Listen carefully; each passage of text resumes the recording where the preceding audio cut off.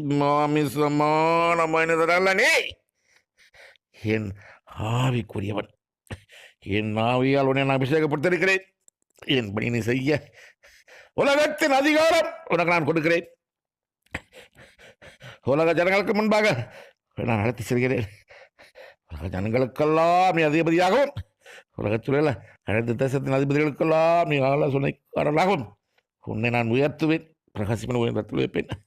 உலக தேச தலைவர்கள் உன்னோடு வருவார்கள். உலக பாசைகளிலே அவர்களின் பாசைகளே உறவுவாய். உலக ஞானம். என் ஞானம் அனைத்தும் உனக்கு நான் கொடுப்பேன். உடனே என் பணி நீ செய்ய நீ ஆயத்தமாயிரு. இதன் முழு விளக்கம் என்ன